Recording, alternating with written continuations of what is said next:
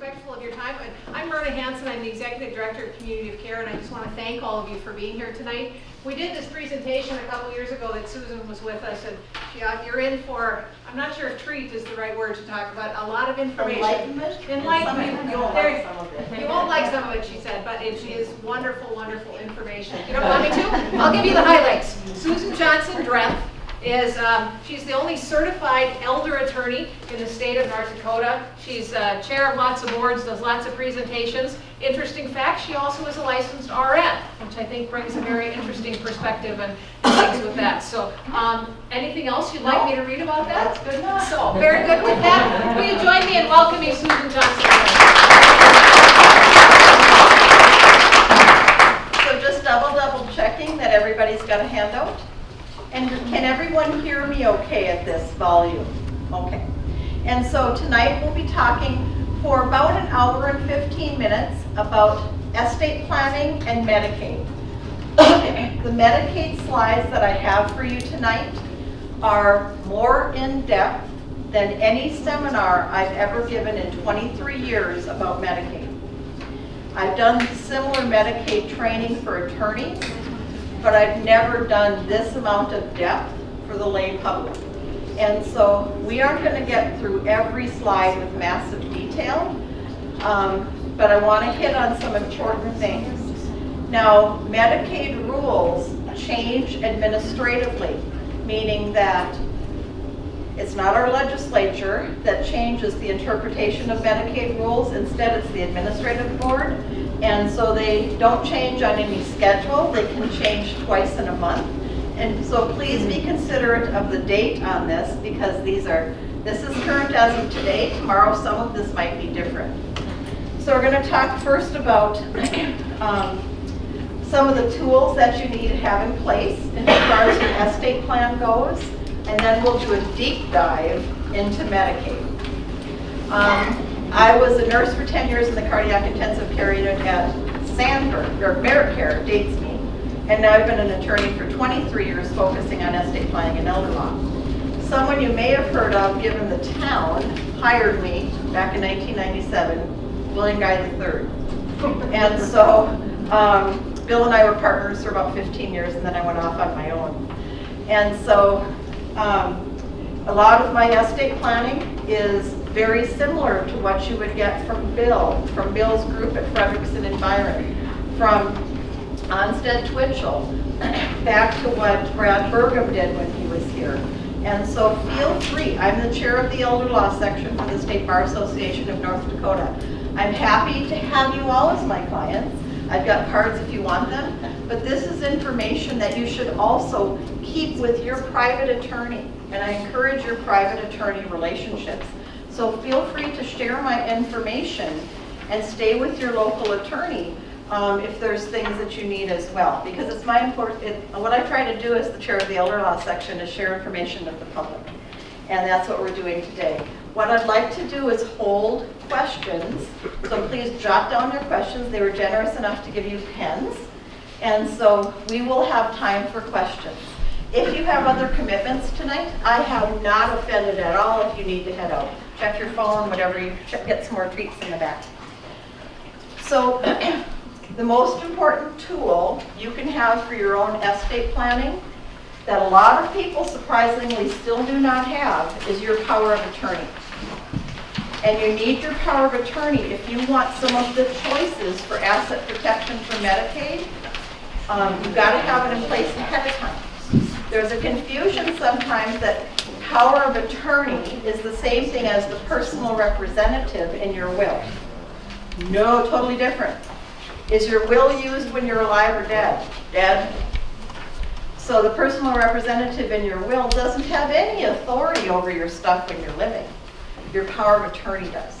And so commonly they're the same people in your power of attorney and your will, but you got to have two different documents. So in your power of attorney, you name in advance who you want to take care of your affairs, anything that's not medical. Your medical is on your healthcare director. Your power of attorney is everything in your life where you sign your name on a given day, week, month, year, and you can't sign your name anymore for some reason, because you're in a coma, because you've had a stroke, because you have dementia. Everyone over 18 should have a power of attorney. I had someone whose child was going out to the University of Colorado and got in a car accident. And the child had a health care directive because the college had encouraged them to have one. But there were things that needed to be done power of attorney-wise. And the child didn't have one. Young adult didn't have one. And so had the child sign a power of attorney with their estate planning lawyer before they headed off to college, then the parent would have had the continuing authority to access the child's bank account and sign forms and things on behalf of the child. When you name your power of attorney, you always list alternates. Surprisingly, I see when I'm reviewing estate plans to see if they need to be updated, and I ask people to bring their powers of attorney, they will have named their spouse. Both of them would have named husband named wife, wife named husband. What if you're in a car accident on an icy road together, and one of you dies and the other one has head injury? And somebody has to file for disability at work and do your bill paying, but you didn't name somebody as backup to you. So at minimum, you should have someone in the first position on your power of attorney form, someone in the second position, and I encourage people to get a third as well. It should be signed when you do your will. So when you meet with your attorney to get your will done and they don't bring up power of attorney, ask them, what you doing about this? If this is something that's important to you, and I failed to mention it, please tear off the last page of your handout and circle the things that you might need and share them with your lawyer.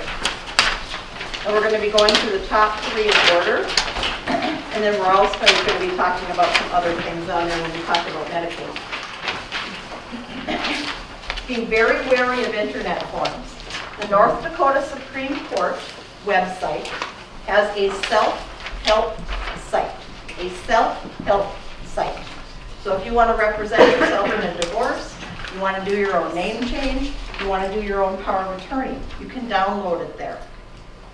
It's just fine, but in this attorney's opinion, it's fine if you've got $5,000 in the bank and live in an apartment.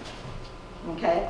You don't have a farm, you're not working, you don't have a bunch of IRAs, life insurance, stocks, bonds, mutual funds, where big things might need to happen as far as tax planning, trusts, moving assets for medical assistance planning. So you get what you pay for. If you download something off of other legal document services nationwide, I really recommend you don't do that. If you decide to buy some legal form package at your technology store with a big blue sign somewhere by West Acres, and you download their software and you click power of attorney and you're going to fill it out, you look in there for any reference to the North Dakota Century Code.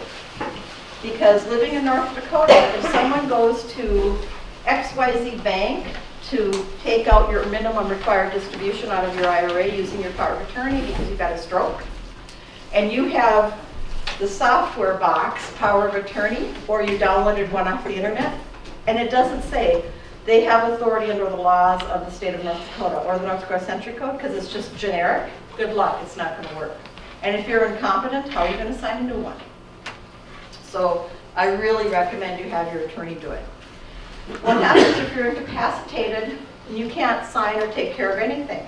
At least once a month, whether it's the hospital in Detroit Lakes, the hospital in Valley City, the hospital in Fargo, either of them, I'll get a call.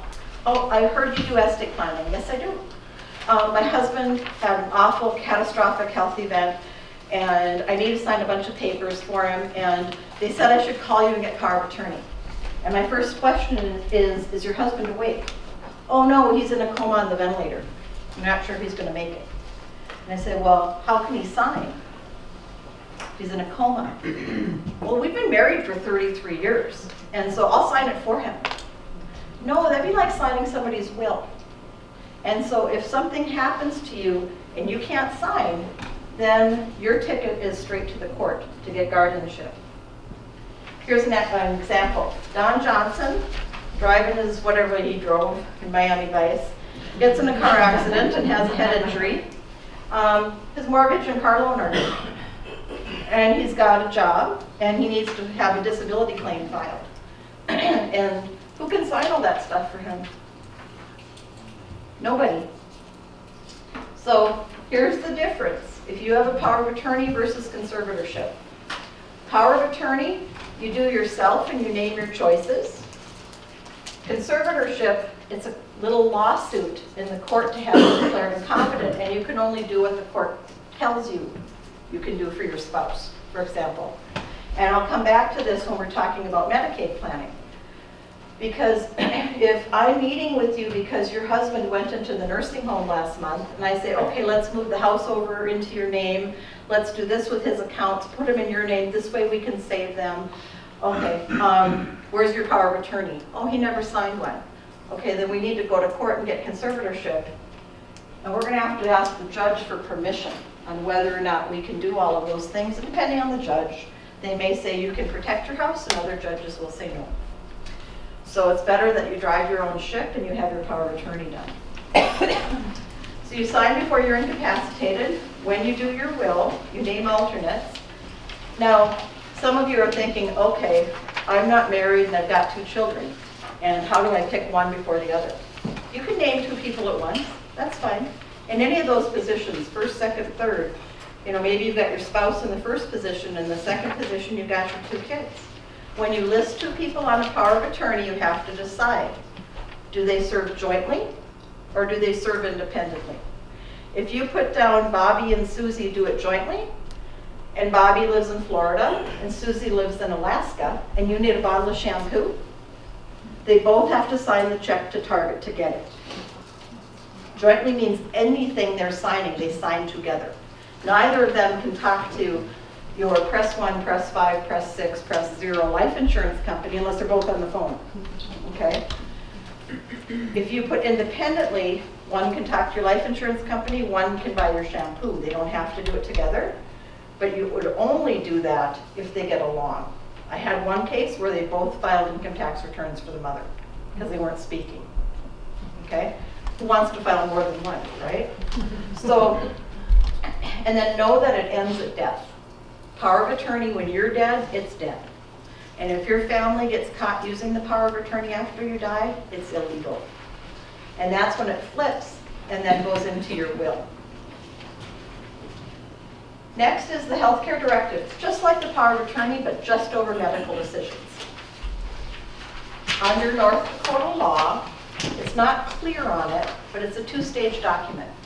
The first stage says, who are you granting a HIPAA release? And who can raise their hand and tell me what HIPAA stands for? Anybody medical? Go ahead. Well, the word HIV. No, HIPAA. What does HIPAA stand for? Yep.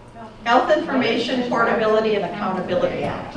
Okay? And so what that means is now hospitals, pharmacies, your doctor, your nurse, nursing homes, they can't just go talk to your family back like when I was a nurse in the 80s. Instead, you have to grant a HIPAA release.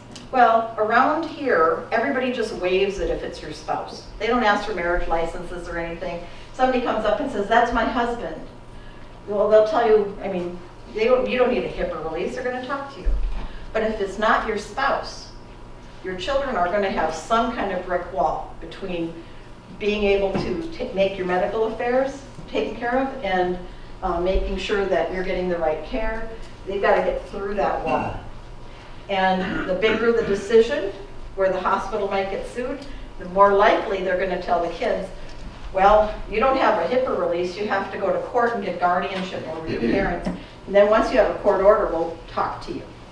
And then the second stage is end of life. At the first stage, it has nothing to do with pulling that plug and letting you go. It's just substituting somebody else's decisions for you to get you better.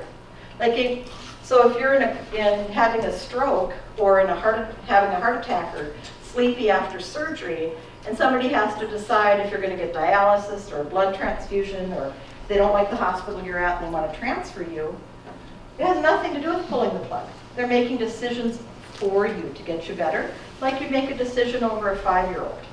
Okay? The second stage is what your end of life wishes are. So don't be fearful of filling these out. You only have to do stage 1. And so all the time when you go to the doctor and they say, do you have a healthcare directive, advance directive, living will, whatever they call it, you're like, God, I looked at it, I just don't even want to think about it. Well, at least give your family a HIPAA release. That's all you need to do. And then if you don't fill out the rest of it, then your family will just use their best judgment. This you do not need an attorney for. The forms are free at the clinic or the hospital. But make sure, if you go into Fargo and go to get a form over there, the clerk giving you the form has the Minnesota ones and the North Dakota ones, and they're different. And so as North Dakota residents, make sure you pick up the North Dakota one. The only reason you need this done by an attorney is if they do it as a part of your package for your estate plan. It's free, you might as well have them do it. Or if you're just such a procrastinator, you're never going to do it until somebody's going to do it for you.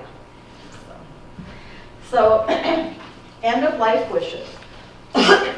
If you do decide you want to fill that part out, don't say, keep me alive for exactly 77 hours and 35 minutes. And then you can pull the plug. You can never put a time frame in there. And if you're not sure what they're looking for, they being your doctor, your clinic, your ICU, whoever it might be, these are the things they want to know as far as your end of life. If you're unable to make your own decisions, so your family member or whoever your decision maker is acting for you, and you're at your end of life, meaning you're terminal and dying. There's a difference. I've had many terminal people, and you probably have too. Let's say someone who's dying with terminal prostate cancer. Terminal meaning they're not treating with chemo, they're not treating with surgery. They're going to die of it, but maybe 20 years from now, or maybe 10 years from now. Right now they're in Gulf League and they're going to Arizona in the winter because they got terminal cancer. So if that person ends up getting pneumonia, are they not going to put them on the ventilator?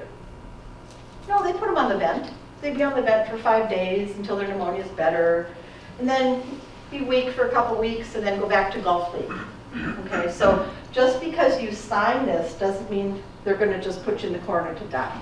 You need to actually be succumbing to your illness, which means it's a terminal condition for where giving life-prolonging treatment serves only to prolong the dying process. So by definition, you are already dying. No matter how much medical treatment they throw at you, you're gonna die in a matter of hours or days. And so if you say terminal, if I'm terminal, I do or do not want these things, that's what it means. Here's an example. Vicki suffers a stroke when she's 25, delivering her baby. She has severe mental deficit, and she never signed the free healthcare directive form. And she's married. Who can sign medical consent? Probably her husband. And who can talk to the health insurance office? Who can transfer her to a different hospital for special rehab? Well, the husband probably can do the first two, but probably doesn't have, I mean, what if the hospital says, no, we can take care of her? Okay, so they're going to give and take on whether or not he can make decisions, sometimes on whether or not it's best business for them. Every person in a healthcare directive should have an original or photocopy. Same with your power of attorney. So you don't sign power of attorney to your kids and then keep all of the copies. You don't sign a healthcare directive and then put it in a drawer. You are never going to need them for yourselves. You need your signature for yourself, you sign. It's the other people that need the documents. I can't tell somebody verbally, well, I've heard of my mom's power of attorney, I've never seen it, but I'm here to take $100,000 out of her account, please. Okay, you got to have the documents with you. Your doctor should have a photocopy, and you should keep 2 extra photocopies for yourself. Have any of you heard about the new North Dakota Healthcare Directive Registry? I wrote the law 6 years ago, got a sponsor, and had it passed in the legislature. I didn't know if you heard, but there's been a few hiccups with the computer system in the Secretary of State's office. So we were the pilot law firm this year, and I think now it's gone public in November. But excuse me, how it works is you can send a signed, notarized, or witnessed photocopy of your healthcare directive to the North Dakota Secretary of State subsidiary. It's like Information Technology Office, but if you call the Secretary of State, they can give you the website, or you can Google North Dakota Healthcare Directive Registry. It was going to be $20, but now it's free. And what they do is they take that photocopy, they input it into the computer, and send you back a wallet card via email. A wallet card with their password and their website and a password unique to you. So if you are one that travels, especially if you're a snowbird, and you might get in an accident in Nebraska or Oklahoma, or have heart surgery when you're down in Texas, that healthcare directive registry card will be behind your driver's license. That's where other states are requesting people to put it. So when first responders come to help you, and there's nobody around, and you're in a coma on the floor, who do they call? And you're in another state. And so first responders have been trained to look for medical alert cards behind your license, and are now, with more states having the healthcare directive registries, getting that instant contact to pull out your healthcare directive, print one off on the computer, wherever you are, and then they have your phone numbers for your family. So it's very simple. If you can't find the website, just call my office and my people. My assistants will give you it. Have my people call your people. Okay. So with the will, if you're young, the main reason you need to have a will is to create trust for underage kids until they're mature.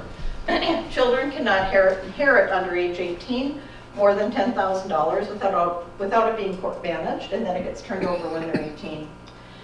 In addition, name guardians. The messiest cases I've ever been in I can think of one where it was a murder-suicide locally years ago. Husband killed his wife and then shot himself, and they had little kids. And so both parents are gone and they didn't have a will. And both parents came with a lot of life insurance. And they didn't say who the guardian should be for their kids. So all of the slimy family came out of the woodwork saying, I'll take the kids because they come with money, okay? And so then it ends up the court has to hire attorneys to investigate everybody, and everybody's skeletons come out to everybody else. He was in drug rehab, he was in alcohol treatment, he had an affair, but if you just list your guardians in your will, it's instant. They just take over raising your kids and nobody questions how good they are or not. The older generation, your will is going to clarify how you want all of those things handled, and you can add provisions to minimize estate tax. And these are the 2019 estate tax figures. In 2017, Trump doubled that $5 million amount, and so now with Consumer Price Index, a single person can die with $11.4 million if they're a North Dakota resident and have no estate tax. A married couple, 22.8. I know I don't have any Minnesota residents in here, but I might have people who are North Dakota residents who have some assets, who have lake property.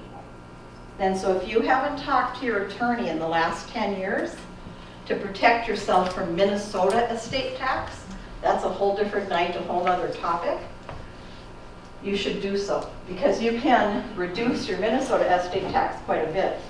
But Minnesota has decoupled. They've jumped ship from the federal number, and they've got their own number.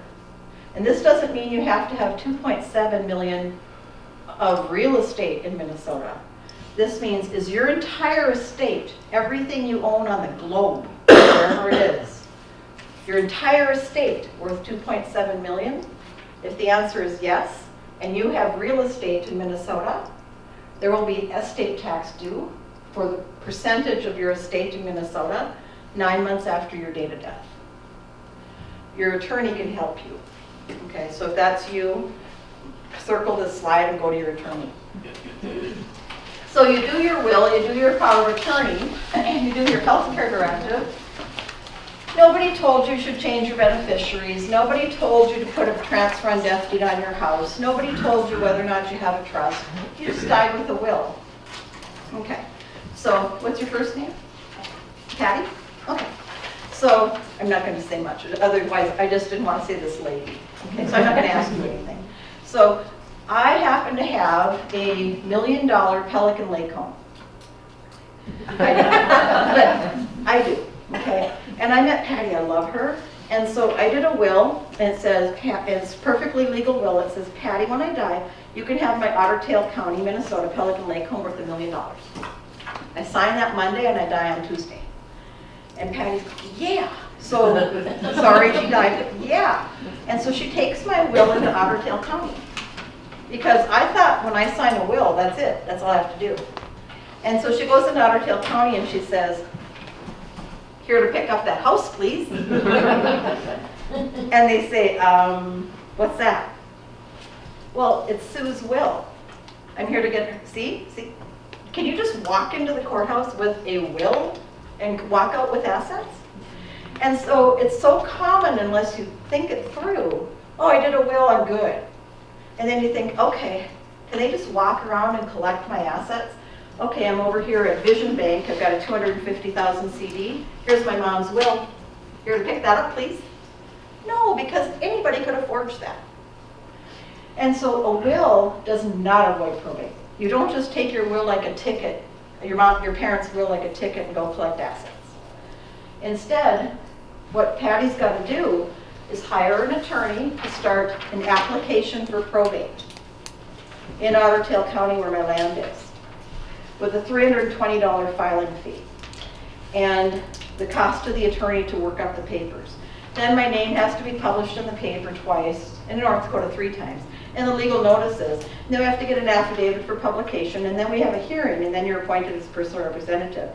And then starts the 120-day notice to creditor period, which is in Minnesota, and 90 days in North Dakota. Then you have to do an inventory of everything that I owned when I died. Why? Because you're in probate. And then you have to do a final account showing everything that came into my estate, every penny of interest, and every bill you paid. And then you've got to notify them. And then you've got to do a proposed distribution, present it to the judge at another hearing, and then you're allowed to distribute assets. Okay? On average, probate's going to run $3,000 to $10,000 per state. Real estate is probated where it's located. And here, when Patty did my probate, part of it is she has to do a notice of information to heirs and devotees. So she's heard I've got kids. And yeah, I've got 7. And cats and dogs, but no kids. And so she has to mail them this will and unfortunately tell them, yeah, you're not going to get that cabin on Pelican. And they say, oh, you didn't know our mom has had 3 strokes and she's got dementia, and that she was declared incompetent a long time ago. Okay. And so, she can't just walk into Otter Tail County. There's going to be some tests. And so if your will is used when you die, guaranteed, you're in probate court. You don't show your will to the bank and to the recorder's office. It goes through probate court. Probate has 2 triggers, real estate and non-real estate. So do a mental financial statement in your head. Your real estate, your mineral rights, your IRAs, 401ks, life insurance, annuities, checking, savings, bank accounts, money market, stocks, bonds, mutual funds, your interest in a partnership that owns an apartment building, whatever it might be. Now erase your name off everything you own. Is there another name there? Is there a joint owner? Are there beneficiaries? Do you have it in the title of a trust? If you've got a joint owner, beneficiaries, or a trust, you're not going through probate. But if it's in your name alone, and it's any value of real estate, you're in probate. And so back in late 90s, early 2000s, people would pass away, and their parents had these mineral acres in like, somewhere by Stanley. And Montreal County, Dunn County, they're never going to be worth anything. And so their parents would die, and they had joint owners or beneficiaries on everything, but their dad won these mineral rights back playing poker in the 50s, and they never paid anything. And so we tell people, this was back when Bill and I were partners, okay, you need a probate. Well, how much is that going to cost? $1,500, $2,000. Because we have to publish in paper, we got to do this whole thing. These things aren't worth anything. Then, the oil boom, okay? It was still sitting in the dead person's name. And what oil companies would do is they would get the heirs to sign leases. The heirs would get bonus payments. That's how far the oil companies can go. Then this little thing gets put on their land and it's pumping. And then they get a letter from the oil company saying, since you never probated your dad's interest in the minerals, we can't give you your royalty check, which right now is $100,000. And until you probate his interest, we'll just hold it for you. The phones in our office were burning. And all of a sudden, we couldn't probate enough. And North Dakota is a dormant mineral state, meaning if you don't do something on your minerals every 20 years, at the recorder's office, the surface owner who's got the dirt and you've got the oil, the surface owner who owns from the dirt to the sky can do a real simple legal proceeding and take your mineral rights. And so if you haven't had activity on your deed at the recorder's office on your mineral rights, you need to do what's called a statement of claim every 20 years, saying we're still here, don't take them away. But real estate causes a probate. If it's not real estate, and over 50,000 in value in North Dakota and 75,000 in Minnesota, it causes a probate. Not for everything, just for the things that aren't joint, don't have beneficiaries, and aren't in a trust. Okay, so that's what we're going to touch on with estate planning. Okay, now we're going to jump into the Medicaid stuff and spend a lot of time here. In my 23 years of practice, I have never had as many tools for married couples to protect assets allowed under the law as I do now. So if you know people that are privately paying in the nursing home, waiting for their spend down before they can get eligible for Medicaid, please pick up another brochure of slides, okay? Because they don't have to do that. And it's not just me, it's any attorney that does Medicaid planning. And as I'm talking to you, I'm not an insurance agent, an annuity salesperson. I don't sell anything but legal services. And so don't start checking out on me saying, oh, what's her pitch? No, I'm just here to give you information. So first we're going to define what these programs are. Medicare and Medicaid. I wish they were called something other than being so similar. But for those of you that are older, you probably know the difference. For those of you that are younger, you're not on Medicare, you really don't know.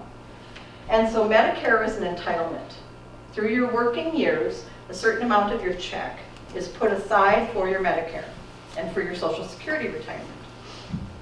So if you've paid into the system, when you are blind or disabled under 65, or over when the time you turn 65, you'll be eligible for Medicare.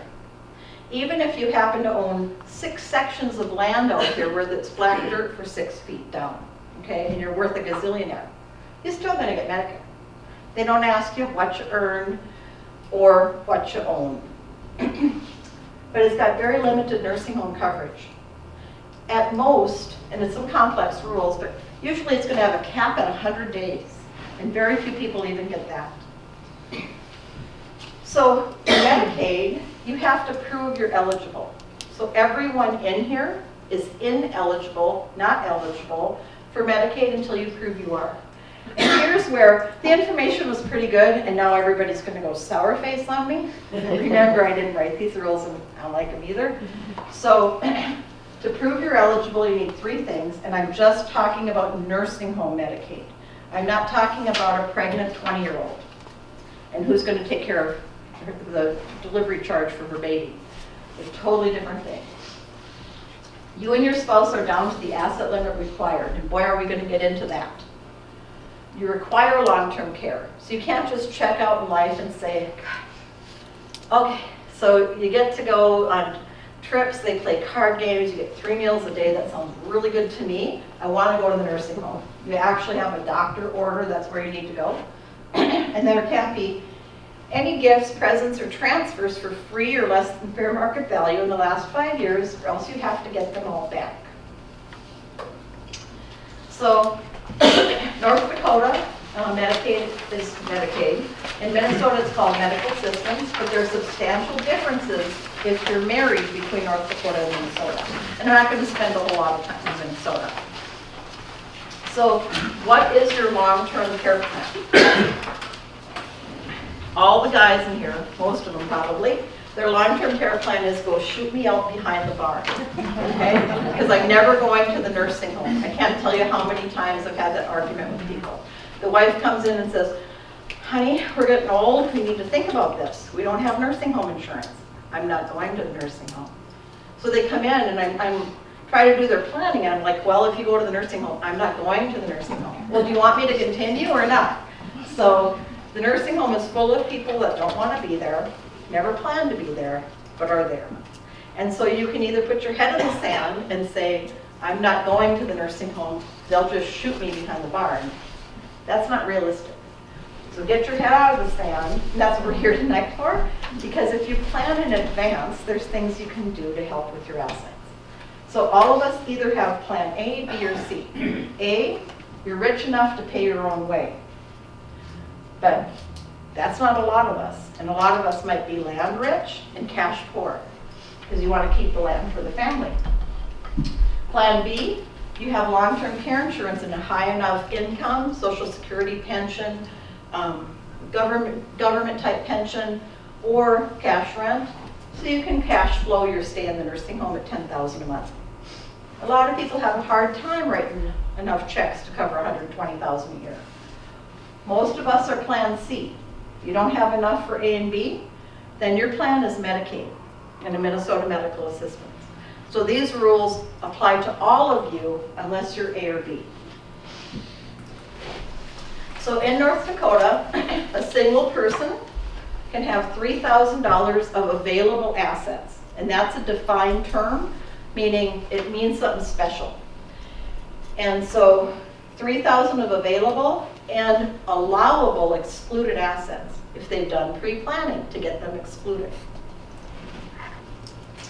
In Medicaid for North Dakota, if you're married, the spouse in the nursing home is, or memory care, is called an institutionalized spouse. They have to get down to $3,000. The one who's healthy in the marriage is called the community spouse. And they have to get down to a formula. And so the county will tell you, these are the assets you can keep, your house and your car and your prepaid funerals. The rest of your assets, whether they're owned by the husband in the nursing home or owned by you, are all added up together. Even if it's a second marriage situation and you signed a prenup where you're never going to mix your assets. If one of you are in the nursing home, federal law, state law does not allow prenups. They add it all together. And so add it all together, if you've got $100,000 of available assets and your husband's in the nursing home, sorry, I always put my husband in the nursing home. It would be the same if it's the wife. But if I had $100,000, a house and a car, I'd be allowed 50. My husband would be allowed 3, and we'd have to get rid of 47,000. If we had 300,000, that my half, 150 is more than 126, so I would cap out at 126,420, and that number goes up by about $1,500 a year. Now in North Dakota, IRA accounts are treated specially, which I will explain in detail. I've been told, I haven't checked myself, I'm too busy. North Dakota is one of 7 states where you're allowed to keep your IRAs. Okay? And so in Minnesota, you can't. So the asset limits for Medicaid in Minnesota are the same, except in Minnesota it's not halfsies. The community spouse gets to keep the first 126, and IRA accounts don't get a special treatment. So you get to keep more, but your IRAs are affected more. So what's available? Anything you own that you can cash in. That's not excluded. So even if you don't want to, bank accounts and investments, but qualified retirement accounts, your 401k, your IRA, your 403b, your 457, those are treated specially in North Dakota, and you can keep them, but you have to do something to them, and we'll talk about that. Annuity balances, cash value of life insurance. A lot of people, when they had their home mortgage, took out some insurance, and when their kids were little, and they've been paying on it forever. And so it's like a $100,000 policy. And in the little fine print of your statement every year, it says cash value. And you're like, whatever. And don't even pay any attention. But your $100,000 life insurance might have a $42,719 cash value. You can cash it in. they're going to count that like money in the bank. And that death benefit, if you cash in a life insurance policy, is gone. A second vehicle, real estate other than your primary home, and any 529 college plans you've picked up for your children or grandchildren. What else can you keep in addition to available assets? What's excluded if you're married? If you live rural, you don't live in town, you can keep your home with all contiguous acreage. Contiguous means this is my home on a quarter of land. There's somebody's road here, section road is here, and then I own another 160 over here. That's considered contiguous. So if my husband was in the nursing home, I could keep all of that acreage because that's where my house is. And it's not separated by land owned by others. But if this is the quarter with my house on it, and then Anderson's land is here, and then my other quarter is over here, they're two separated. So my home in this quarter would be excluded. This quarter would be considered money in the bank and would count against me. One motor vehicle, personal effects, they don't care how many diamond rings, guns, all of that stuff you have. But if you go and apply for Medicaid and you say, yeah, here's my insurance rider for all of my jewelry worth $100,000, and here's the insurance rider for my husband's guns worth $100,000, well, then they're going to have to monkey with it. So you might decide whether or not you want to actually list all of that. Certain income producing assets. I've got a farmer west a ways whose wife has a progressive illness in her 50s. He's an active farmer. And he's bought, financed, paid for, and inherited a lot of land. He's got a lot of equipment, and he's got a lot of stored grain, and he's got a lot of credits at Cenex.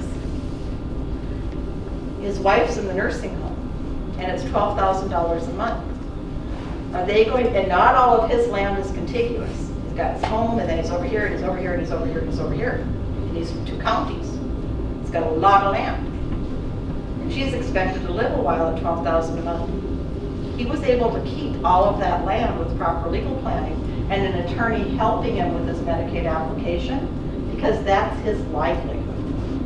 If they were to make him sell that land, then what?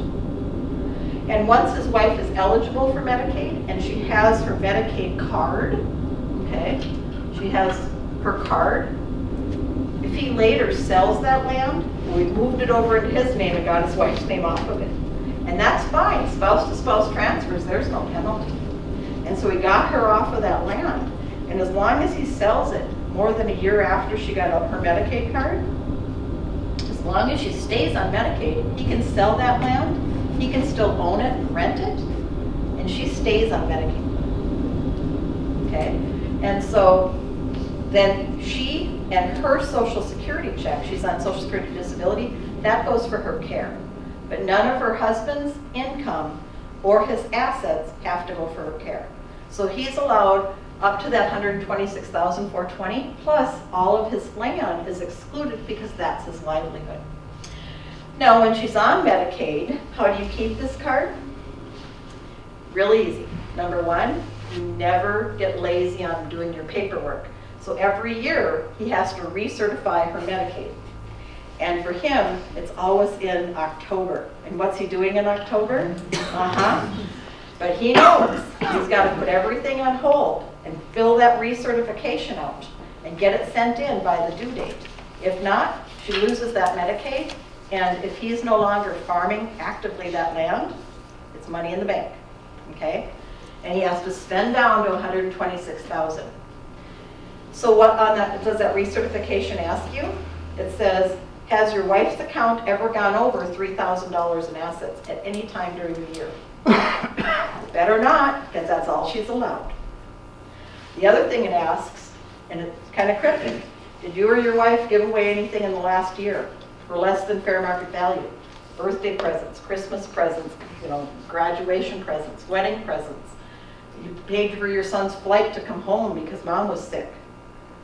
If you check yes to that box, no Medicaid anymore. So once she's on Medicaid, he has to keep it close to the vest and stay close, meeting with his attorney on making sure he's always keeping stuff up to snuff. What if you own the local convenience store and you have all the inventory and tanks in the ground full of gas? And that's your livelihood, and your husband goes to the nursing home. They're not going to take it away. But that's not someplace where you save $3,000 and not pay an attorney to help you keep it. Because if it's going to cost you $3,000 or $5,000 to have an attorney word everything correctly, that's like, what, a week and a half in the nursing home? And so this isn't where you're penny pinching. You need to have good advice. And then certain funeral accounts. So now we're going to go through this. I've never done in any seminar before. When the law changed in 2006 from 3 years to 5 years, I got asked to give 51 seminars in 12 months. I've never put on my own seminar. I just go to places where I'm asked, and I never charge. Okay, I've never done this, and so because I want to make it really clear to people the different ways real estate is treated. You're single and have a vacant home, or you've got your house on a section of land. Your husband goes into the nursing home, and you want to be close to him to help take care of him, so you leave your house. It's going to count towards your asset limits. So you can't just have a house and not live in it. If your spouse is in the nursing home, you got to be in that house. I've had people before that have said, well, my house is a $500,000 place in Bonita Springs in Florida, and my husband's here and I have an apartment, and I go down there 6 months in the winter. I want that to be my exempt house. Yeah, try again. Okay? You're a North Dakota resident, you got to have your house here. What if it's a city home, and there you're allowed up to 2 acres? There's some fudging with that in Cass County though. And you got your community spouse or minor children living in it. They don't care. But we're going to move the deed over to the healthy spouse. Because once, if I've got my husband Dan in the nursing home, and I've got a house with 2 acres, tons of maintenance, I'm 85 years old, I really don't want to have that maintenance. I'm going to get my husband his Medicaid card. In the meantime, before he gets on Medicaid, I'm going to use his power of attorney to move the house to me. When he went on Medicaid, I was allowed $126,000 a house and a car. His name didn't have to be on that house, as long as it's before I apply for Medicaid. Then he's got his Medicaid card. I decide to sell the house, whose name's on it? Who gets the money from the sale? But now I'm over $126,000. Who cares? Once he's got his Medicaid card and keeps it, I could win the $500 million Powerball, and he can stay on Medicaid, as long as his name isn't on the tickets. So it's all about timing. You don't get on Medicaid and then move your husband off of the house, and then, so it's all about making sure you do it. You don't sell your house before you apply for Medicaid and convert everything to cash, because now you've got to keep only half of it, down, not to be more than $126,000. If you would have instead kept your house, got your spouse on Medicaid, and then sold it, you can keep the money. If you sell your house, convert to cash, and then you put your spouse on Medicaid, a lot of your house money is going to be gone. Rural home, a home and contiguous acres are excluded, as we discussed. Single person temporarily away from home, you go in to have your knee replaced, your hip replaced. Now the plan of care is you go into transitional care, and you end up with a staph infection, MRSA, MRSA, and you need IV vancomycin. And boy, I mean, you're only supposed to be there for like 4 weeks, and you're still there. And you can't afford the care because Medicare's quit paying, because you're maxed out up to 100 days. And so you need Medicaid to pay for the difference. Are they going to take your house when you're single and you're going to get it back? You just have this infection. You have to get a doctor's statement that you're very likely to return home in the next 6 months. What if you don't? Because that infection continues. Then you get a doctor's letter again when your 6 months runs out. What if you've got a bunch of city lots in Max Bass, Bottineau County? Has anybody heard of Max Bass before? Yeah, you would. And so, just kidding, we know each other. So Max Bass is this little tiny city in Bottineau County. And let's say that I bought 20 spec lots, thinking that that was just going to be everybody's banana belt. And it never got developed, and there's no market for it. But on the properties tax statements, they're more than the 3,000 and it's counting against me. I have to continuously keep them for sale. And I have to be willing to take 75% offer. If it's family that's buying it, they have to pay 100%. If it's the public that's buying it, I have to take at least 75% if it's been on the market for 3 months. Life estate. Who's heard of that before? It is not a revocable living trust. It's just a deed. People get them confused. A revocable living trust is really good for avoiding probate and for tax minimization, estate tax, for managing from the grave on how your assets can be doled out to people when you're dead. But a revocable living trust, people think, okay, I paid my attorney $3,000 to do this revocable living trust. All of my assets are protected from the nursing home. No, they're not. That's something you thought in your mind. That's not what your attorney told you. And so if you're in the nursing home and you've got $500,000 worth of land and money and it's titled in your revocable living trust, and you go tell the nursing home, I'm sorry, my personal account is down to $75 and I can't afford that $10,000 bill. And everything in my revocable living trust you can't touch, Cass County Social Services. What are they going to say about your revocable living trust? Revoke it, right? And so I don't do irrevocable trusts in this area. Other attorneys do, and I think they're dancing with danger. And I won't have my clients dancing with danger.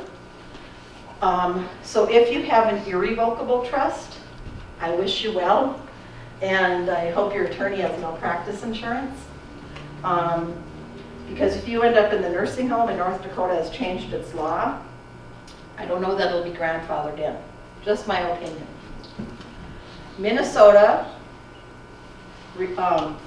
Kevin Goodnow, who used to be my associate attorney and Bill's associate attorney, bless his heart, I love Kevin and his wife Linda. He worked with us. He learned all about doing Medicaid stuff. And then a guy named Tim Pawlenty, the governor of Minnesota, hired him to be the commissioner of Health and Human Services. And he pulled out the rug from under us on irrevocable trusts. Really good for Minnesota taxpayers, not good for us. Why am I talking about Minnesota? Because North Dakota looks over there. Where am I? Over here, okay? And so they look at what they do. And so Minnesota's law went into effect July 1st of 2005. If you did an irrevocable trust and you tied it up with a pretty bow and you put money in land or whatever you did into it, and you end up in the nursing home, they can't touch it because it was before 2005. If you sign an irrevocable trust after that date in Minnesota and you need medical assistance, they say erase the IR at the beginning. Your trust is now revocable. Thank you very much. Break it. There's no medical assistance for you until everything in your trust is spent. North Dakota had an assistant attorney general, which I will not name, who's no longer there, who believed the same treatment as Minnesota with irrevocable trusts, and sent me 4-page letters on why we couldn't do them anymore. He's gone, he retired. The new people, I don't really know what they think. And so it's open to interpretation. And so make sure, I mean, if you look at my page here, under irrevocable living trust can no longer be used effectively for nursing home asset protection if you have one. I know the North Dakota administrative rules right now say you can do an irrevocable trust, but administrative rules can change like that. And I like tried and true, and that's a life estate. Life estates are still the gold standard to protect your property from the nursing home. It is just like an irrevocable trust, but the lawyer can charge you more for an irrevocable trust. So a life estate is not a trust. Do not ever call it a trust. Otherwise, when you apply for Medicaid, they're going to get the big red pen out, trust, and they have to send it into Bismarck for interpretation. It's a deed. All it is a deed. When you bought your house, when you got your land and you inherited it, you got a deed, and that deed was recorded at the courthouse. This is a deed. And in my example, I'm saying that you're deeding it to your kids, but it could be your neighbor, it could be your teacher from college, it could be anybody, okay? Usually it's somebody's kids. And so here's Abby. She signs a deed transferring her farmland to her children in 2008. They now are owners of her land. But the deed is very special. And it says subject to a life estate in Abby. So she didn't give her kids everything. That's not a good tax idea. She kept back a life estate. That's a good tax idea. And Abby, with a life estate, has possession of the property for her lifetime. If her kids step on the property and she doesn't like them, she could call the cops and trespass them. She wanted to put it into CRP, cash rent, crop share, let it go fallow. That's up to her. But she has all of the responsibility for the property taxes, and she gets all of the benefits of the income. And you can only do this with real property. You can't do this with cash. So she gets $56,000 a year in cash rent, and it's fair market rent. It's not that sweet deal with the neighbor boy who farms the land who's having a tough time. If you don't get fair market rent off the USDA charts for irrigated, non-irrigated pasture, which the Cass County and other county social workers will look at, if you're charging somebody $15 an acre for beet land, yeah, that's going to be considered not fair market rent, and it's going to be considered a disqualifying transfer for Medicaid. So there's no sweet deals on rent. If Plan C, getting Medicaid, is your plan. And so she nets $50,000 a year. She's single, has $2,000 in checking, is under $3,000. So she's down to her asset limit. Her farm life estate is an excluded asset because she did this in 2008. More than 5 years has passed, and we're in 2019. So they, right under North Dakota Department of Human Services rules, it says life estate excluded asset after 5 years. So they're not going to take the land from her, they're going to take her $50,000 from her. She has possession, she gets the income, but that's right, she should pay her fair share. But the children own the land, and if she's in the nursing home 5 years after they received it, the nursing home and the county can't squeeze the kids and get the land back. They could if she was in the nursing home and couldn't pay for care within 5 years, but after 5 years it's protected. This, for some reason, in this region, around Castleton and a little bit further out, attorneys sometimes will just transfer the land to the kids. Oh, that's such a bad idea. So Dad inherited the land or bought the land back in the 60s when it was worth $75 an acre. It is now worth, in good years, $6,000, $8,000 an acre. If Dad sells it while he's living, what's the difference between $8,000 and $75 an acre? What kind of tax is that called? Capital gains? So if Dad has a $75 an acre basis and he just says, here Patty, here's my land, quitclaim deed, you're good. What's Patty's basis? $75 an acre for the rest of her life. Because no one died when she got the land and she didn't pay me anything for it. So I can't just give her the deed and have the basis increase. Somebody's got to die or somebody's got to pay for it. Or it's got to be a life estate. So in my deed, if I say I'm keeping a life estate, then when I die, she gets a full step up in tax basis to whatever it praises at when I die. And my $75 an acre died with me. And so if it's worth $8,000 an acre on the appraisal when I die, it's like she went and bought it that day. And then if she sells it for $9,000 an acre, she just has this capital gain. She doesn't have to go back to this. And so never, never, never, never, never, unless the land already has a high basis, allow an attorney to just give it away. Because with that went that low basis. Instead, you've got to keep a life estate, and then you get a step up for capital gains. And in North Dakota, there's no Medicaid lien. Minnesota has one. So if you end up in Minnesota and get medical assistance, and you've got a life estate, they'll put a lien on it when you die. North Dakota, no, not at all. So if Abby sells the property while she's living, she didn't think she would, but somebody gave her an offer she can't refuse to buy 10 acres in a corner. Because they really want it, and they're going to pay like $500,000 for 10 acres. How can you say no? Can you sell it? She only has possession and her kids own it. So if all of them come together and sell it, sure, that's fine. But nobody's going to buy from Abby because if they bought it from Abby only and not the kids, then when Abby dies, the kids kick them off the property because they can only buy Abby's life rights. They wouldn't buy it just from the kids either because they'd have to wait till Abby dies to enjoy it. So they want to get it now and when Abby dies, so they have to have everybody sign the deed. But it's this irrevocability that protects it from the nursing home. Because if Abby could just sell it at will, it's like a revocable living trust, and it's not protected from the nursing home. And so it used to be, 25 years ago, even before I started practicing law, that they would require you to offer your life estate for sale once a year. And then they realized that's just a stupid act because nobody's going to buy your life estate. If you die the next day, they bought nothing. And so now they just ignore it. And so they know that they can't force your kids to sell the land unless you're in that 5-year look-back period. Once you're beyond that 5 years, they know all they can get off of it is the net income. But if it's sold during your lifetime, and if Abby deeded it to 2 kids, they each don't get a third. Her percentage is based on how long she's going to live. And every year you get older, the life estate gets littler and littler and littler. So at 90, her life estate is worth about 25% of the property, and the kids is worth about 75%. And then when she gets 100, it's about 20%. And the table goes out to 110. So if the property is sold, Abby still has to get a check. So the upsides can be done by a married or single person with any kind of real estate, including mineral rights. You keep the income in possession for life. Downsides, someone else owns your property now. Irrevocably, and you can't get it back to sell it unless they agree. And you permanently lose the right to sell without the unanimous agreement of the children you deeded it to, and it takes 5 years to become excluded.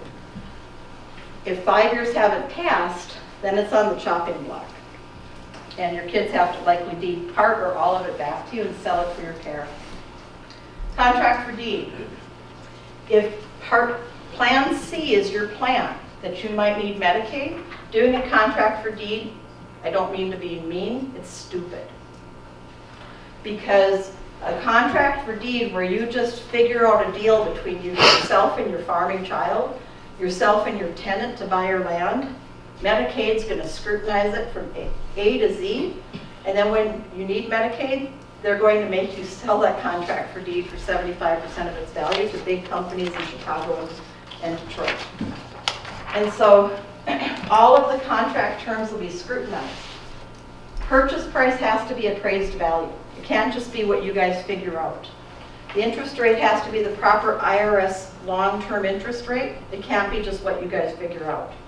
The term of the contract payments have to be less than the North Dakota actuarial table that DHS, Department of Human Services Medicaid, says you're going to live. That's the biggest problem. I had a 90-year-old who had a North Valley attorney do a contract for deed for 30 years. Is the 90-year-old ever going to see that last payment? And the nursing home and the county see right through that. Okay? And then all payments have to be current. Assuming everything's current on the contract for deed, then you have to offer it for sale to at least 3 companies that buy contracts for deed, and J2 Wentworth is the biggest one that I've sold them to. They're the company on like 3 o'clock or 4 o'clock in the afternoon. We buy your lottery winnings. And so or we buy your structured settlement from your car accident, where people have agreed, okay, I'll get $350 a month for 30 years for my hurt neck. But they want it all now, so they sell that whole contract to a company and get a big check. But these guys also buy contracts for deed. Usually we get the contract for deed buyer to just go get financing and pay it off. But if they're not willing to do that, then we have to sell it, and you lose 25%. And then the contract for deed buyer pays the company. You get a fat check that has to go to the nursing home. North Dakota is a rare state that excludes IRAs, but that doesn't mean that you can have $126,420, a house and a car, and gazillions of IRAs in their current state. Instead, Right in the nursing home or medical assistance rules, it says you can keep your IRAs, you or your spouse, but you have to annuitize them. Meaning you have to sign an irrevocable contract with the company that issues the IRA saying that you agree to only get so much a month for so long. Not for so long or as long as you live, but only for so long. And it has to be for the North Dakota actuarial table of what they say you're going to live. That sounds good. And so if my husband had $500,000 IRA, I'm sorry, if I had a $500,000 IRA and my husband went to the nursing home, I could flip that into monthly income stream. And my income is mine. Once my husband's got his Medicaid card, my Social Security, my pension, my wages, my workers' comp claim, my whatever income comes to me every month, including if I converted my $500,000 IRA to monthly payments, is mine. And I don't have to spend it every month. My $126,000 can grow as long as my husband keeps his Medicaid eligibility. But this is a federal law, and it's not about, oh good, then it can go to my kids when I die. No, when you sign the form agreeing to irrevocable monthly payments, you've agreed to have the North Dakota Department of Human Services the beneficiary of any remaining payments. So if I've got 200 payments coming to me, and I die 125 payments in and there's 75 payments left, they don't go to my kids. My husband's been in the nursing home. He's racked up $1 million in Medicaid. Boom, those are going to go back to pay back the taxpayers. And after the taxpayers and Medicaid claim have been paid, then the crumbs can go to my kids. But at least I didn't have to lose that to the nursing home. And so this is where I started initially. If you know somebody that had this much in assets, they're allowed to keep this much, but they've been told by the county, you have to spend this much on the nursing home, and when it's gone, you can come and get Medicaid for your husband. They can keep that. They just have to convert it, whether it's an IRA or whether it's just extra money. They can convert that into a monthly income stream and get Medicaid for their spouse immediately. And so I don't do spend downs in North Dakota and Minnesota anymore. I help people, and other attorneys help people just move their money from this pocket to the next pocket, and it is complex, but you can keep everything.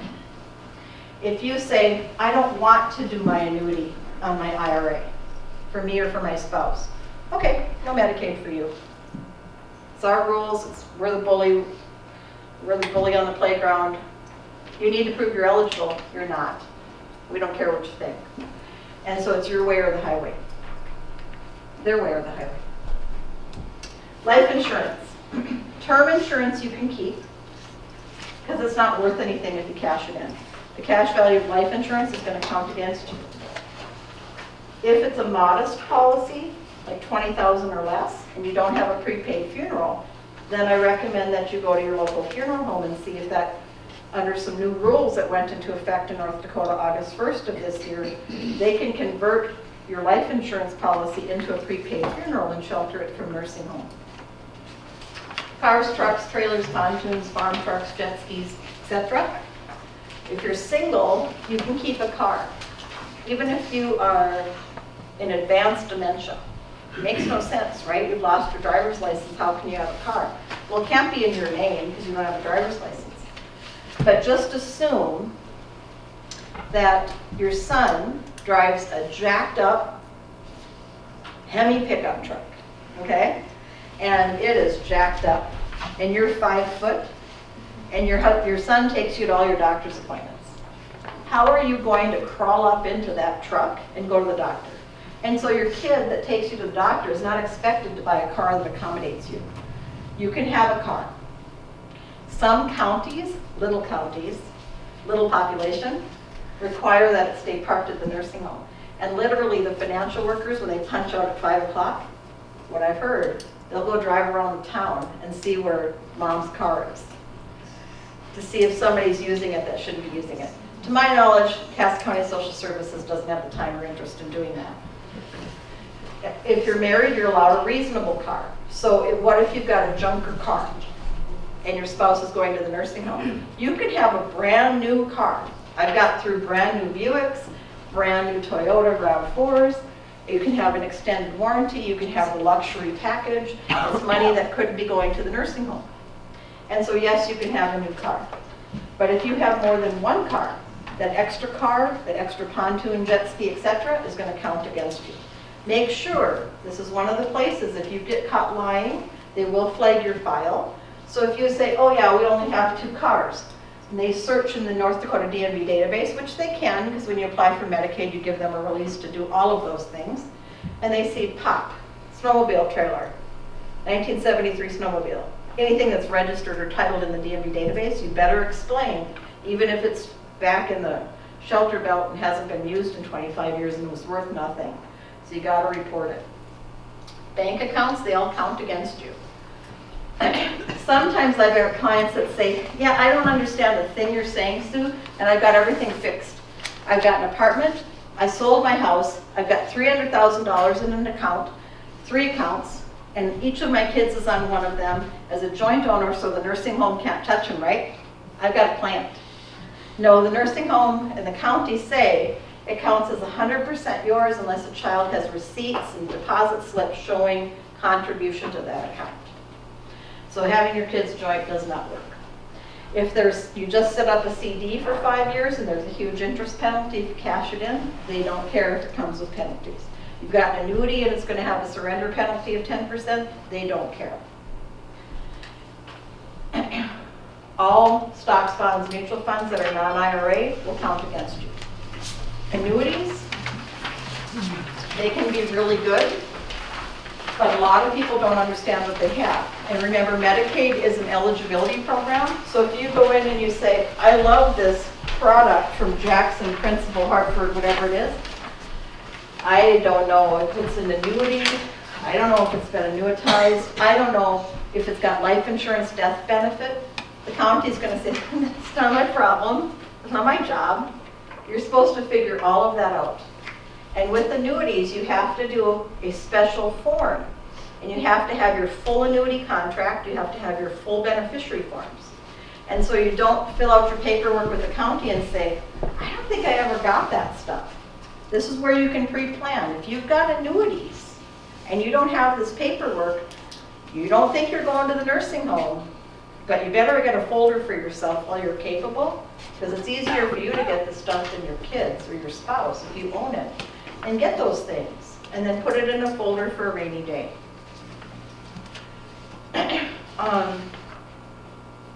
The community spouse can keep excess assets from what's called the asset assessment and annuitize them. That's an income stream, and we're going to talk about that in just a second. If you've got an interest in an LLC, partnership, or corporation, and it's with other people, depends upon what your member control agreement, your shareholder agreement, your partnership agreement says. If you can sell your interest, you have to try. Even if it's only to the other members, you have to get statements from them saying they're not interested in buying. So let's talk about the actual process. And so in North Dakota, if you're single, you just apply for medical assistance, Medicaid, when you're down to $3,000, a car, if you have one, and a funeral. Pretty simple. And any excluded assets. If you're married, it's a 2-step process. So I was just talking today with a gentleman who put his wife into the nursing home in May and now wants to apply for Medicaid. And I said, did you do your first paperwork? Well, what's that? He didn't know about it. So in North Dakota, you have to do an asset assessment. So if your spouse goes into the nursing home and you ever want Medicaid, it's best that you do it before the end of the month when they are so if they're admitted in May, you do it by the end of June.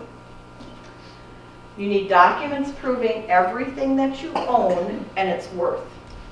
So if you say, I've got a Chevy pickup, you need the title and you need a Kelly Blue Book printout on its value. If you've got real estate, you need a printout showing what it's worth, like an appraisal. And then everything's listed, and then the county financial worker, overworked, very good, underpaid, has to figure out, okay, community spouse, what can you keep, what's excluded, and what's your excess assets that you have to get rid of. You're not applying for Medicaid. They're hoping you never come back and do step 2. And the asset assessment doesn't give a hoot if you've given anything away, it doesn't ask.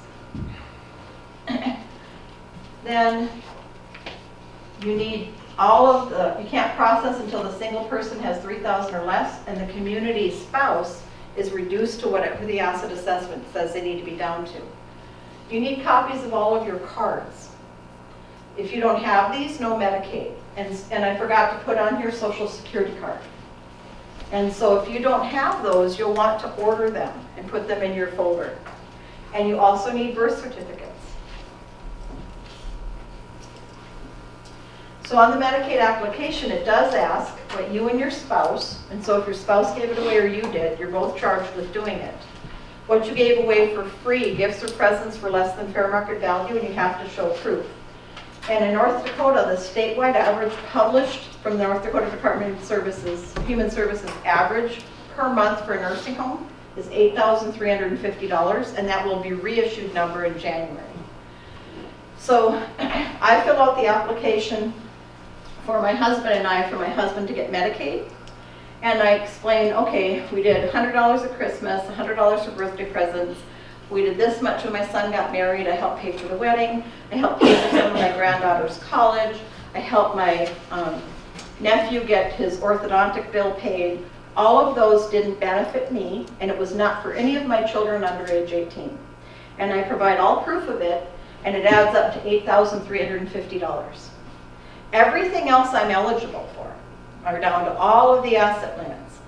I will get great news from the county. They'll say, your husband's eligible for Medicaid next month. Because had you not given away that $8,350 in the last 5 years, then you could have paid for this month. So that month's your problem. Okay, so my $126,000 just went down by $8,300. That's sad, but you know what's worse? What if I'm single and I've got $2,000 in the bank and my nursing home bill is $9,000 a month, or $7,000 a month, or $12,000 a month, and either myself, if I'm competent, but more than likely my power of attorney is filling out this form and explains, yep, Sue gave away $8,350 in the last 5 years, and then the county says, great, Sue's eligible for Medicaid, not in December, but in January, and somebody else is going to have to pay for that nursing home bill. I only have $2,000. So now I'm ineligible and somebody else has to pay for it. So what if you don't have that? You have to go back to all the people you got the gifts, presents, etc. in the last 60 months and tell them you need it back. I know. Look at I didn't write the law. Okay, what if they won't? You have to sue them. Okay. And third to the last, I've printed out the newest version from this legislative session on filial law. North Dakota is a handful of states that allow you to keep your IRA. It's also a handful of states that has filial law. Minnesota doesn't. Filial law says children are responsible to pay for their parents, but it's been revised in 2019 to say that children can be sued by the nursing home to return gifted assets received that are causing somebody to not get Medicaid. And so if you're helping out a daughter get divorced from a husband that beats her, and you're paying the attorney's fees, and she's trying to raise 5 kids, and you've been helping her out, you have to sue her. Get a judgment and garnish her wages. So you need to, if Plan C, Medicaid, because you're not rich and you don't have long-term care insurance and high income, if Plan C Medicaid is your plan, and you are getting up there in age, and this crazy gray hair today, and I'm getting up there in age, and you think, okay, yeah, you can't bring me behind the bar and shoot me, and yeah, I could possibly go to the nursing home even though I said I'd never be there. Remember, anything you give to somebody, other than reasonable gifts to the church, let's get away with that, but anything you give to somebody and then you are broke, or you and your spouse are down to the asset limits and you're in the nursing home, there's no Medicaid for you until they get that money back. And does the nursing home have to keep you when you don't pay your bill? They can give you a 45-day discharge notice. The last one I saw was from a local Fargo-Moorhead nursing home that I won't state, that this guy would not pay his nursing home bill. He'd given a bunch of assets away. He hadn't seen his family member in a long time, and all of a sudden, she gets a letter. She hasn't seen him in years, and it says, "Your brother will be discharged to your driveway at 9 o'clock Saturday morning." She's like, "Holy okay?" And she's like, "What do I do?" And so I wiggled her out of it.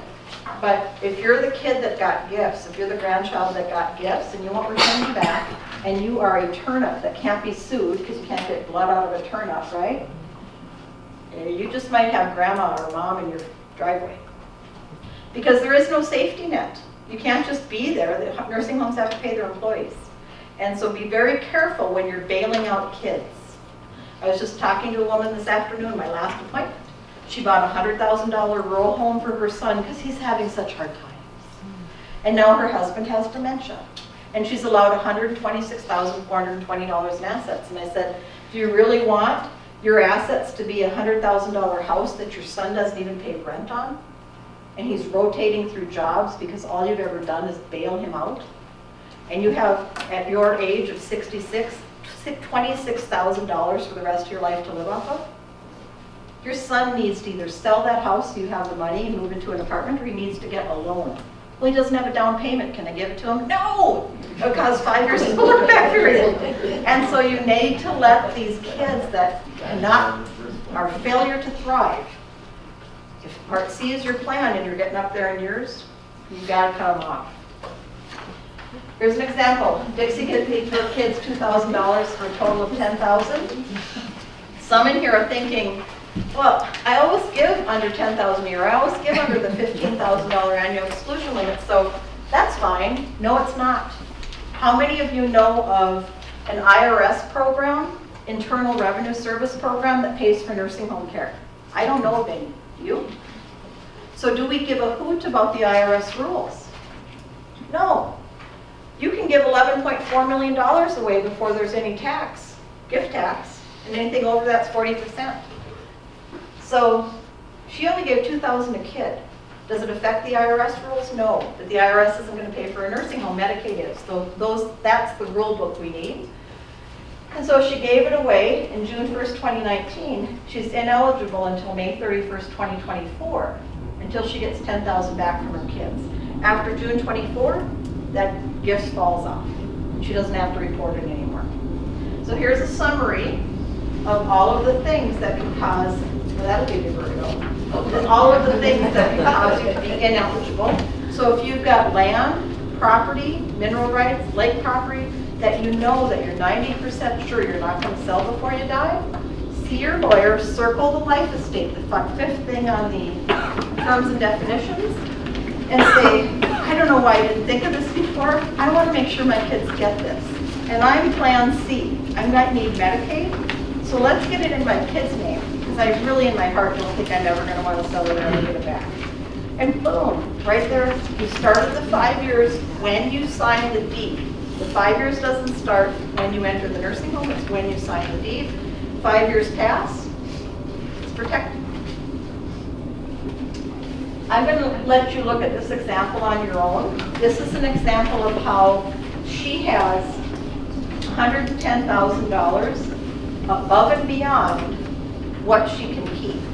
She pays off her mortgage, she buys a new car, she still has to get rid of some money. And then she takes her $200,000 IRA. Her life expectancy is 180 months. So she gets to keep everything, has to convert her IRA into a monthly income stream. Department of Human Services is paid back at the end if they paid a bill.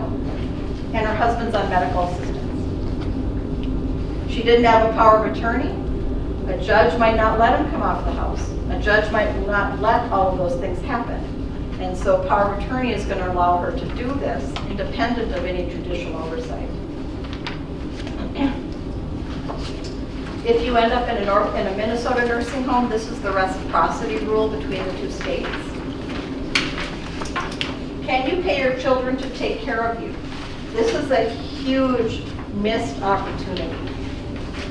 And so mom suffers a stroke, dad has died, mom can't move the right side of her body, one of her daughters is helping out like crazy.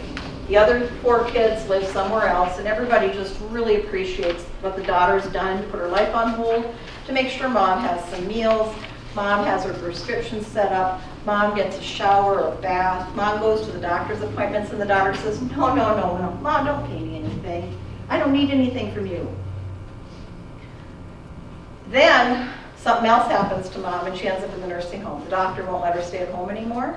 And let's say mom's got $40,000. And she finds out her nursing home bill is going to be $10,000 a month. And she says, I should be able to pay my daughter for everything she did. She kept me in my house for 3 years. Well, that's come and gone. You should have started when she said, no, no, no, don't pay me. Because you can pay your kids to take care of you. It just has to be under a personal care contract, personal services contract. If they move into your house, your kids can charge you rent. And none of that is considered a disqualifying gift. You just have to have your attorney do it. Do you have to keep that money and get rich off of your parents? No. You can put it in an account and know that's the money mom paid you. Got to pay some income tax on it because you're working. And then if your mom ever needs a private room when she's on Medicaid, because the facility has double rooms and Medicaid won't pay for a single room unless you need it, in facilities that have double rooms, you can use her money to buy the private room. And so you can continue to help her, because when she's on Medicaid, she gets to keep less than $100 a month for her personal needs and everything else is spoken for. How do you pay other people for mowing your lawn, cutting your hair, and running errands? This is another place where people trip up. So if Plan C, Medicaid is your plan, increasingly counties are asking for 5 years of canceled checks. And if there are checks from you to another human being, it's your duty to explain why that wasn't a gift. So if you pay Tommy Johnson to mow your lawn for $20, and you've got $20 checks to Tommy Johnson every 2 weeks or every week, you're going to have to explain, oh, that was for mowing the lawn. And what about this check to Betty for $85? Oh, she gave me a perm. You need to use your memo line. Because if historically you have it on your memo line, mowing lawn, haircut, that kind of thing, yeah, it'll just pass right through that when they're auditing all your checks for the 5 years. So use that memo line to explain the transaction, pay by check, document it, not cash, and don't round up. And so you see the example here, if it's $83.77 in groceries, save the receipt and pay your son $83.70, don't round it up. The balance is gifted. North Dakota doesn't report its appealed Medicaid cases. Minnesota does, because the cases go through an administrative law judge and we can actually see the decisions. So I don't have a written decision I can access in North Dakota, but I can tell you there are cases. In Minnesota, an administrative law judge penalized a grandma who was 84 for giving $20 birthday presents to her grandkids and needing to apply for medical assistance within 5 years. And the administrative law judge decision, and I'm paraphrasing, says, and it's horrible, and it's not coming out of my mouth, this was the judge. Little old lady who's gotten no money, you should have known better than to be giving presents away when you're going to be on the back of the taxpayers in the end, because you're so old you're going to end up in the nursing home anyway. So you go get all those $20 presents back. It's horrible. And so be very careful. I can't point to you a rule of how much you can give away.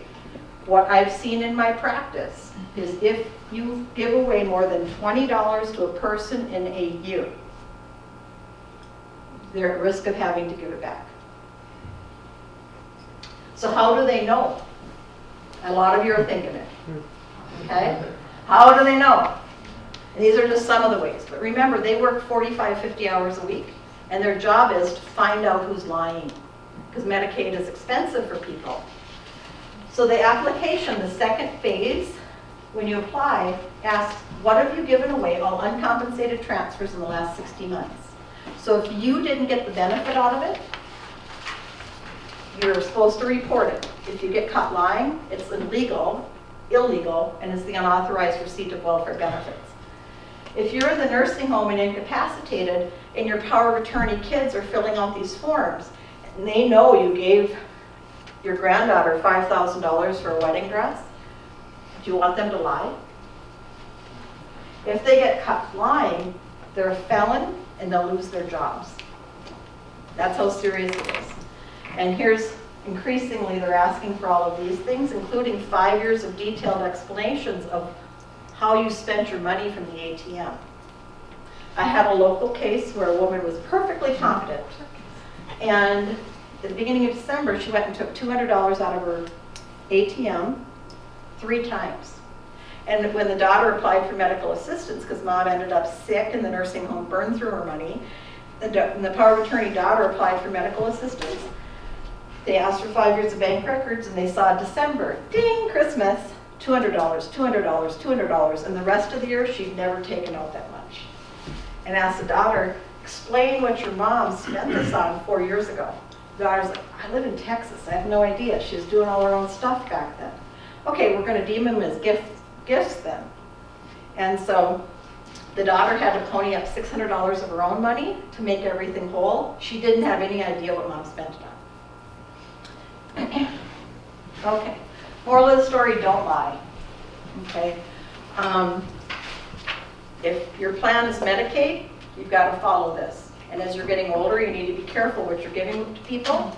And rather than give people $100, $300, $500, where they might have to give it back, give them your stuff. It doesn't matter if you give them your dishes or your wedding ring. It matters if you give them a car. It matters if you give anything that's in the DMV database. They better pay full fair market value. But give them stuff, or don't give them anything at all. And this just explains why you need that power of attorney. This is the new Medicaid funeral rule. And so if you've put money towards a funeral before, now when they capped it out at $8,500 for Medicaid, now you can put in any amount you want, and it'll be ignored as long as it is for Medicaid, as long as it's set up appropriately at the funeral home. And the Funeral Directors Association in North Dakota is kind of figuring things out still with DHS because it's so new. Whew, that was a lot. So let's take group questions now. I will stick around. We're a little bit beyond our time. I will stick around. So if there's any private questions you don't want to ask in front of everybody, I'll stick around as long as you need me. But I'll take about 5 minutes of group questions, and feel free if you need to go. And thank you. You're very gracious with your time to let me go beyond. Yes, sir. How often do you do this, and when is the next one? Well, Verna, I don't know. There will be a recording of this available probably in early December, and what we plan to do is have people just email us so they can get the link. We're not just going to put it out there, but we'll make sure that all of you know of that. So it will be available for a repeat in your quiz on that, Bob. That you're But I think what's beneficial, if this is something that interests your group, to possibly do this every 2 years with updates, and maybe have little tweaks like putting in special needs trusts in case you've got family members with disabilities and different things throughout the time. But that way you can catch up with some of the recent changes with Medicaid. But thank you. Any other questions for the group? Yes, I have a question for you. When you talked about the look back and things, you mentioned churches are exempt. I work for a nonprofit that receives donations. Could people ever come to Community of Care or the DHS, and that we would have to pay those back? And if there's a history of doing the same amount, Yeah. and again, it's the intestinal fortitude of the financial worker and how they're feeling that day. Because when President Bush took his pen off the paper on February 8th of 2006 and signed the 5-year look-back law to rule into law, he erased what was called the de minimis rule, de minimis, Latin for little, where you could do, even if you were in the nursing home on Medicaid, or even before you need Medicaid, you could give $200 away per month, any way you wanted to. Not per person, but you had a $200 budget to make your gifts and charitable donations and church donations. He erased that. And so the counties are supposed to penalize every dollar, but they don't have the time, and their parents and their daughters as well, and so they just don't want to do that. But I have had to go to churches several times and have them give it back. If it wasn't just the usual $100 in the church plate every month, it was some big donation for a building fund. Just out of the blue, they gave an additional $3,000 because there was a cause that they believed in, and then they ended up in the nursing home. But if it's $100 or less in the church plate total per month, I've never had any county and North Dakota questionnaire. Any other group questions? Yes, sir. What if you have a long-term care policy, but it's only, let's say, $100 a month, so it's not covering enough? How does that factor into Plan B and Plan C? As far as long-term care insurance, but it's only $100 a day, which would be $3,100 a month, and the average cost per month is $83.50, then you can still get Medicaid to pay the difference, and they will. But the long-term care payment will always be the client share, copay, recipient liability, whatever you want to call it, of the one who's in the nursing home. So that's not going to go to the community spouse. That's going to offset the care at the nursing home. But where it's really beneficial is if somebody's got that, then I can give away more assets. And what I mean by that is, let's say that, I'll just give you an example. A client of mine, and if I give examples, they're going to be so distorted. If you think you know this person, I'm blending like 7 different people together. Okay, so this woman is a single child. Her parent is in the nursing home in Fargo, and the cost is just under $13,000 a month. And the parent makes this about, I think it's, what is it, about $8,000 a month between long-term care insurance and scheduled income from Social Security and pension. You don't count interest, you don't count your IRA distributions. But she makes $8,000 a month, so every month she's running about $5,000 short. And she has a lot of money. I'm talking a lot of money. And she has a really good power of attorney that doesn't limit how much you can give away. A good power of attorney from your lawyer says that the person who's your power of attorney can go into your assets, take them, give them away, and not have it be stealing without limit, not capped at $10,000 or $15,000 a year, and give it to the same people that will otherwise inherit from you. And I did that power of attorney, so it worked quite well. And so I know if she stays at her current cost of care, she'll need $5,000 a month for 5 years. 60 months would be $300,000, right? And mom has $1.5 million in investment accounts. So we kept in mom's name $300,000 and gave the daughter $1.2 million. Why isn't there gift tax on that? Because that's way more than $15,000. Because when you make a gift over $15,000, all you have to do is do a gift tax return. And so if you do over $15,000, you have to tell the IRS about it, but there's no gift tax until you give more than $11.4 million. So between $15,000 and $11.4 million, you're just reporting to them. So now this woman gave away $1.2 million. It takes a notch out of her lifetime gifting and death amount. So now 11.4 million minus 1.2 million is 10.2, right? Sometimes I can't talk and do math at the same time. But now the mom can give away that much, and she doesn't have that much. And so I'm not worried about gift tax. I have to tell the IRS, but nobody's going to pay tax on it. And so mom's got $300,000, which if the planets all align, will pay for her care for 5 years. After 5 years, into month 61, she'll be down to no money, and she still has long-term care insurance, possibly, or not. Hers happens to be unlimited, so she will. So she still can only pay for $8,000 a month of her care. She can't pay for the rest. She has no money left. We apply for Medicaid. The application says, what did you give away over here? But they can't see more than 60 months back. And in month 61, we gave the $1.2 million away. But she had all of her tools in the toolbox. She had the right power of attorney done. And so if you have a power of attorney and that's something that you are interested in your family being able to do, look at the gifting paragraph in your power of attorney. And it should be broad. It shouldn't say, oh, you can make gifts in accordance with my prior gifting plan. Was there ever a plan to give their daughter $1.2 million before? No. And if the daughter doesn't follow the authority in the power of attorney, she's stealing. And so she can only do what the parent said she can do. And so if it says you can only do $15,000 a year, she can't do $1.2 million. And so some of you are sitting here saying, oh, my God, she's got 1.2 million, she can't pay for her own care. It's not my job to judge. It's my job to tell you what the rules are. And that's something that before this woman became incompetent, she said, please do everything to save my money for my daughter and for her 2 disabled kids. Okay? And so when she finally became incompetent, I was able to work with the daughter and do it. And to me, I don't find it distasteful. It's kind of like if your tax bracket is 37%, do you just pay 37% or do you take deductions and try and minimize what you pay in taxes? Isn't that trying to reduce your load? Okay.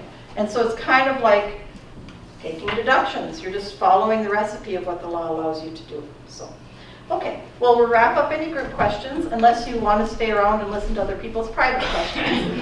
Okay? But thank you so much for coming, and I'd love to come back.